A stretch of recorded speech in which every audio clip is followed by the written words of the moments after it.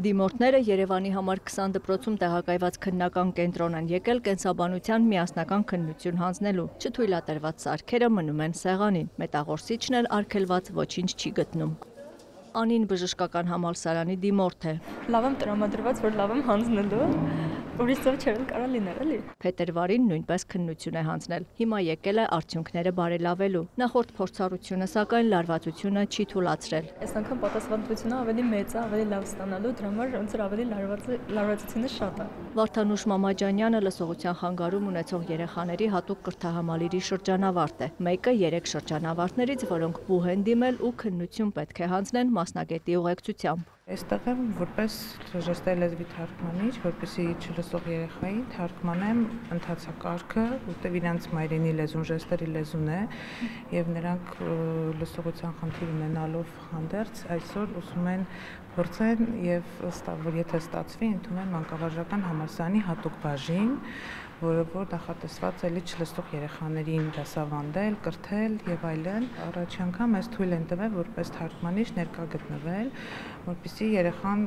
չնեղվի, ասինքն եւ եթե ունենա հարցեր, հաղորդացման խնդիր ունի, թարգմանիչը պիտի թարգմանի։ Շեշտում է կենսաբանության մասնագետ չէ, ավելին դասավանդող ուսուցիչ էլ չէ եւ դպրոցում միայն անհրաժեշտության դեպքում թարգմանություն է ապահովում, օրինակ էքսկուրսիաների հյուրեր ընդունելու ժամանակ։ Ջոն Կիրակոսյանի անվան դպրոցի քննական կենտրոնում հայտագրվել էր 118 դիմորդ, քննության եկել 99, 19 բացական, շատ է թե քիչ։ Շատ է համարվում բնականաբար, բայց հաշվի առնելով, որ մենք ունեցել ենք նաև առաջին փուլ այս տարի, ուզում եմ ենթադրել, որ առաջին փուլին լավ գնահատականներ հավաքած դիմորդներ են եւ երկրորդ անգամ այլևս չեն եկել մասնակցելու քննության։ Ռուսական կրթությամբ մեկ դիմորդ քննությունը դեռ չսկսված դուրս է եկել, քանի որ այս փուլում թեստերը միայն հայերեն են։ Ռուսերեն թարգմանությամբ թեստեր կլինեն հետագայում։ Բարեստկարգինը մասնակցելու է քննության երրորդ փուլին արդեն։ Հուլիս ամսին։ Այս կենտրոնում քննության ընթացքում դիմորդներից 7-ի ինքնազգացողությունը վատացել է հուզմունքից։ Նրանց անհրաժեշտ բուժօգնություն է տրամադրվել։ Երեխաներ են եղել, որ ընդհատվել է։ Ի վիճակի չեն եղել շարունակելու, իսկ երեխաներ կային, որ հանգստացրել են եւ հոգեբանորեն եւ դեղորայքի միջոցով ուղարկել են, բարձրացել են, որ շարունակեն իրենց աշխատանքը։ Վատ ինքնազգացողության պատճառով սահմանված կարգով քննությունն ընդհատած դիմորդները գիտելիքի ստուգմանը մասնակցելու նոր հնարավորություն կարող են ունենալ բոլոր քննությունների ավարտից հետո լրացուցիչ փուլում, եթե բողոքարկման հանձնաժողովը բավարարի այդ մասին դիմումները։ Իսկ այս քննությունից դուրս եկողները թեստերի վերաբերյալ տարբեր կարծիքներ ունեին։ Փետրվարի համեմատ ավելի դժվար է։ Արտաշտեմարանային հարցեր կային ավելի շատ, որ այդքան ծանոթ չէինք, այսինքն փետրվարի իմ համար ավելի բարձր էր ու ավելի հասկանալի, բայց հիմնականում դե ամեն ինչ անցել էինք, ամեն ինչ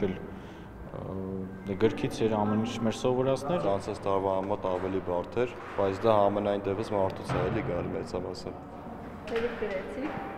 Ոչ լրիվ, բայց դե մեծամասնությունը։ Դե բարդ օրինակ են թեմաներից է շատ, որը թերացել եմ շատ սովորել եմ, զլացել եմ։ Ըստ դրա ավելի են բարդացել էլի։ Արդեն մեծ ծանոթ Անին նաև քննությունից դուրս գալիս հանդիպեցինք։ Թեստը լավն էր, բավական հեշտ էր, նախորդ տարիներին նման էր,